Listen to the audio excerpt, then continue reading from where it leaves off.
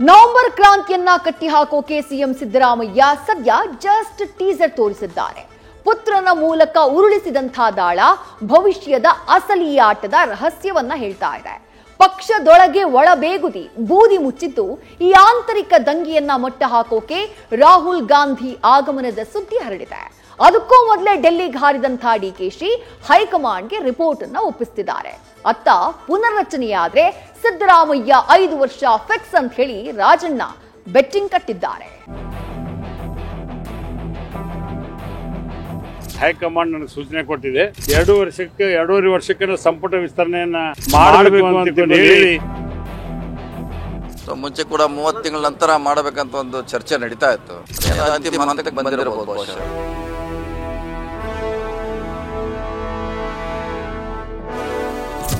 ಕರ್ನಾಟಕಕ್ಕೆ ರಾಹುಲ್ ಗಾಂಧಿ ಆಗಮನದ date fix. ಸಂಧಾನವ, ಸಂಘರ್ಷವ, ಕ್ಲೈಮ್ಯಾಕ್ಸ್ ಘಟ್ಟಕ್ಕೆ ಫೈಟ್.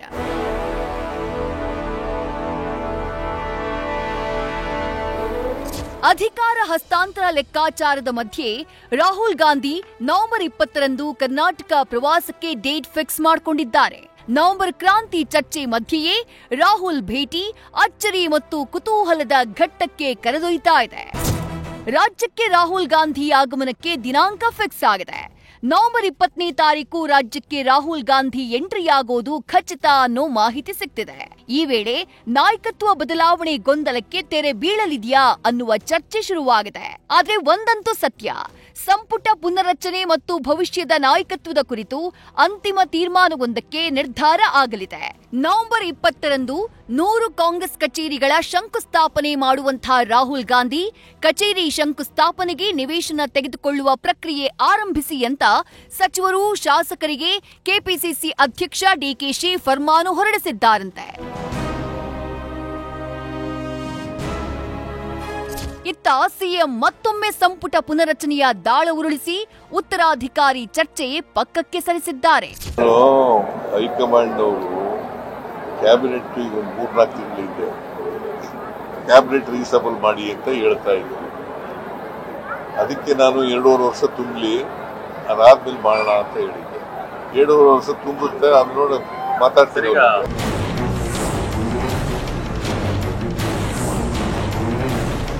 ಆದ್ರೆ ರಾಹುಲ್ ಆಗಮನಕ್ಕೆ ತಿಂಗಳು ಮೊದಲೇ ಸಿದ್ದರಾಮಯ್ಯ ನವೆಂಬರ್ ಮಧ್ಯಂತರ ಯಾತ್ರೆ ಮಾಹಿತಿ ಸಿಗ್ತಾನೆ ಡಿಸಿಎಂ ಡಿಕೆಶಿ ದಿಢೀರ್ 10 ಜನಪತ್ ಅಂಗಳ ತಲುಪಿದ್ದಾರೆ.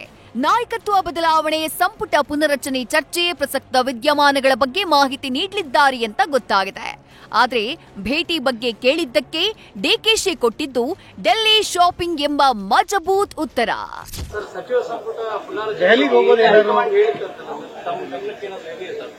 ಚೀಫ್ ಮಿನಿಸ್ಟರ್ ಮಾತಾಡ್ತಾರ, ಅದನ್ನ ಅವ್ರು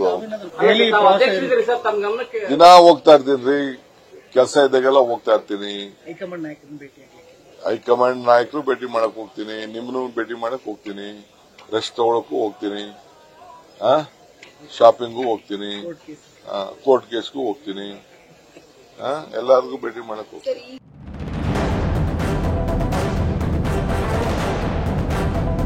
ತುಮಕೂರಿನಲ್ಲಿ ಮಾಜಿ ಸಚಿವ ರಾಜಣ್ಣ ಮತ್ತೆ ಸ್ಫೋಟಕ ಹೇಳಿಕೆಯನ್ನ ನೀಡಿದ್ದಾರೆ. ಪುನರಚನೆ ಮೇಲೆ ಸಿಎಂ ಕುರ್ಚಿಯ ಭವಿಷ್ಯ ನಿಂತಿದೆ.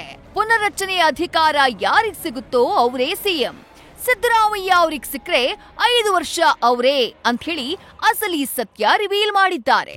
ಆಫ್ಟರ್ ದಟ್ ಸಿದ್ದರಾಮಯ್ಯನವರಿಗೆ ರೀಶಫಲ್ ಮಾಡಕ್ಕೆ ಹೈಕಮಾಂಡ್ ಒಪ್ಪಿಗೆ ಕೊಟ್ಟರೆ ಅವರೇ 5 ವರ್ಷ ಇರ್ತಾರೆ. ರೀಶಫಲ್ ಮಾಡಕ್ಕೆ ಒಪ್ಪಿಗೆ ಕೊಡದೇ ಇದ್ರೆ ಮುಂದೆ ಏನಾಗ್ತದೆ ಅಂತ ಯಾರು ಹೇಳಿ.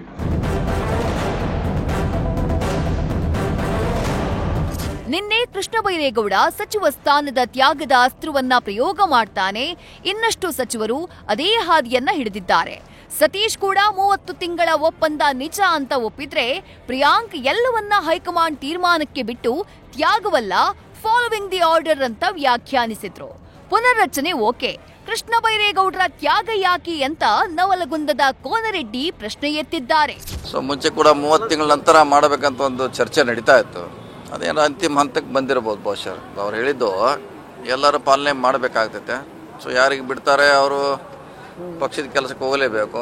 ಯಾರು ಮಂತ್ರಿ ಆಗಿರ್ತಾರೋ ಅವ್ರು ಮಂತ್ರಿಯಾಗಿ ಕೆಲಸ ಮಾಡ್ತಾರೆ ಅಷ್ಟೇ. ಇಲ್ಲಪ್ಪ ಇದೆಲ್ಲ ಸಾಕಾಗಿದೆ, ನೀವೆಲ್ಲ ಪಕ್ಷದ ಚಟುವಟಿಕೆಗಳು ಇಳಿರಿ ಅಂದ್ರೆ ಎಲ್ಲರೂ ಇಳಿಬೇಕಾಗುತ್ತೆ. ಅಬ್ಸಲ್ಯೂಟ್ಲಿ ತ್ಯಾಗ ಅಲ್ಲ, ವಿ ಆರ್ ಫಾಲೋಯಿಂಗ್ ಆರ್ಡರ್ಸ್. ಈಗ ಪಕ್ಷದಿಂದ ನಾವಲ್ಲ, ನನ್ನಿಂದ ಪಕ್ಷ ಅಲ್ಲ. ಮಾನ್ಯ ಮುಖ್ಯಮಂತ್ರಿ ಅಂತ ಸನ್ಮಾನ್ಯ ಸಿದ್ದರಾಮಯ್ಯನವರು ಕಿತ್ತೂರು ಉತ್ಸವಕ್ಕೆ ಬಂದಿದ್ದರು. ಬಂದಂಥ ಸಂದರ್ಭದಲ್ಲಿ ಹೈಕಮಾಂಡ್ ನನಗೆ ಸೂಚನೆ ಕೊಟ್ಟಿದೆ, 2.5 ವರ್ಷಕ್ಕೆ ಸಂಪುಟ ವಿಸ್ತರಣೆಯನ್ನು ಮಾಡಬೇಕು ಅಂತಕೊಂಡು ಹೇಳಿ ಈಗಾಗಲೇ ನನಗೆ ನಿರ್ದೇಶನ ನೀಡ್ಯಾರ ಅಂತ ಇದೆ.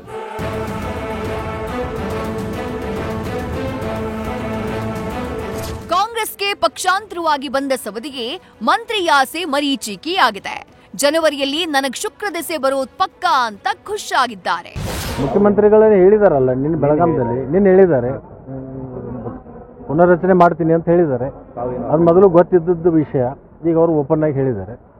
ನಾನು ಡಿಸೆಂಬರ್ ಕಳೆದ ಮೇಲೆ ಜನವರಿಯಲ್ಲಿ ಶುಕ್ರ ದಶೆ ಬರ್ತದಂತ ಹೇಳಿದ್ದು ನಿಜ, ಅದು ಬರುತ್ತೆ, ಅದರಲ್ಲಿ ಯಾವುದು ಕೂಡ ಆತಂಕ ಬೇಡ.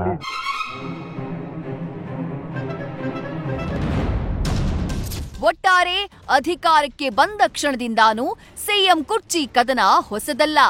4 ಗೋಡೆಯೊಳಗಿನಿಂದ ರಟ್ಟಾದ ಪವರ್ ಶೇರಿಂಗ್ ರಹಸ್ಯದಂತೆ ಆ ಕಾಲವೇ ಕೂಡಿ ಬಂದಿದೆ. ಹೀಗಾಗಿ ಅಸಲಿ ಗೇಮ್ ಈಗ ಶುರುವಾಗಿದ್ದು ಬೃಹನ್ ನಾಟಕದ ಕ್ಲೈಮ್ಯಾಕ್ಸ್ಗೆ ಇಡೀ ರಾಜ್ಯ ಎದುರು ನೋಡ್ತಿದೆ. Political bureau, news first. News first ನಿರ್ಭೀತಿಯಿಂದ ನಿಮ್ಮ ಪರವಾಗಿ.